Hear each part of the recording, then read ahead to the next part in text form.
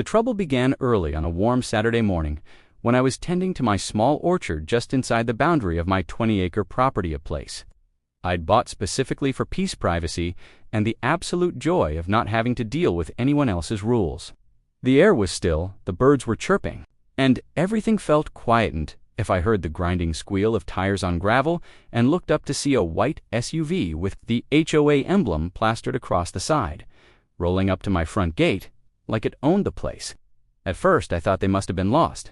After all, I lived miles away from the nearest subdivision governed by that notoriously strict HOA kind of association that fined homeowners for mismatched curtains or leaving their trash cans visible for 3 extra minutes.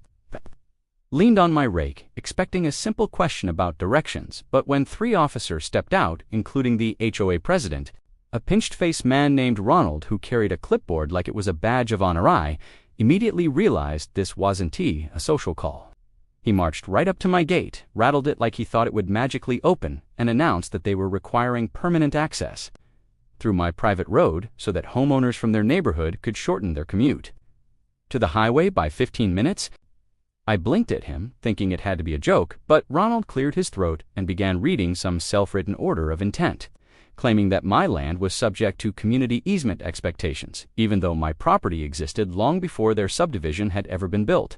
I told him, calmly at first, that he had the wrong property and the wrong person. But he raised his chin and insisted that the HOA had voted on it. Therefore, it was final. I laughed, which only made him angrier. And I reminded him that a vote within his neighborhood didn't magically override my deed, my rights, or the laws of the county. His 2 officers, a pair of clipboard-wielding yes-men, attempted to slide papers through the bars of my gate papers that weren't legal documents, but rather requests typed in bold fonts and sprinkled with threatening language designed to intimidate people who didn't know better. I shoved the papers back, and Ronald's face turned beet red as he started rattling off how I would be in violation of communal compliance if I didn't grant access immediately. That's when I leaned forward, looked him dead in the eye, and said, "Your HOA doesn't own me, doesn't own my land, and definitely doesn't own this gate." I thought that would be the end of the confrontation, but owner Ronald wasn't the type to accept defeat gracefully. Instead, he stormed back to the SUV, muttering furiously while his officers paced around the fence line as if looking for weaknesses. An hour later, after they finally left, I assumed they had realized their mistake. I was wrong. The next morning, I woke up to the sound of heavy machinery.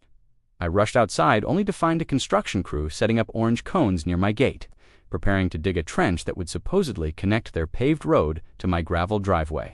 When I confronted them, the foreman explained, sheepishly, that the HOA had told them I had verbally approved the access and that all permits had been handled. I pulled out my deed, my property map, and even the original county survey that clearly marked my private roadand. The foreman realized instantly that he'd been tricked. He called off his crew before a single shovel hit the ground. Furious now, I called the sheriff's department, and by noon, 2 deputies arrived to document everything. They inspected the attempted construction, reviewed the bogus HOA notifications, and warned me that Ronald had a history of pushing his authority far beyond the HOA boundary. But this was the first time he had attempted something this bold. I thought things might calm down after the deputies paid him a visit, but instead, Ronald doubled down, sending me increasingly aggressive letters claiming I was obstructing community development, followed by emails threatening civil action. I ignored them, knowing he had no legal footing to stand on.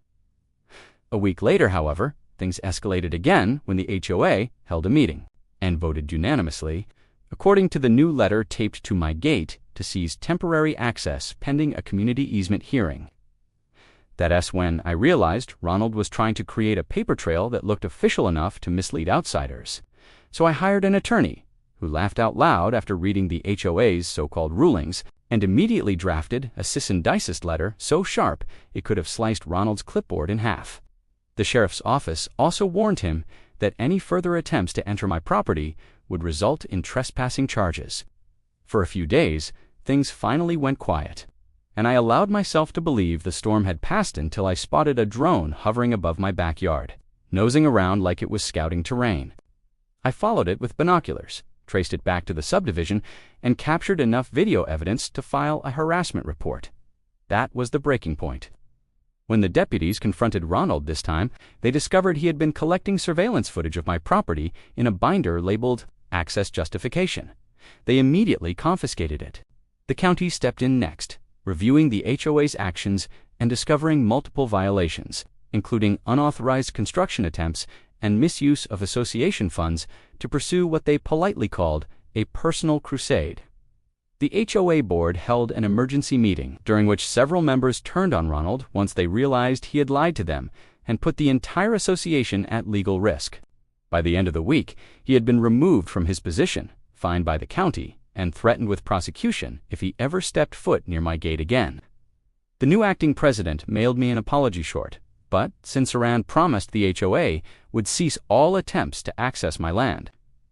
Standing at my gate that evening, watching the sunset spill across my property with nothing but quiet around me, I realized just how close I had come to having my peace destroyed by someone who believed rules gave him power over people who didn't consent to them. But in the end, my land stayed mine, my gate stayed closed, and I stayed standing because on my property, my rules aren't just rules. They're the law, and I'm never backing down.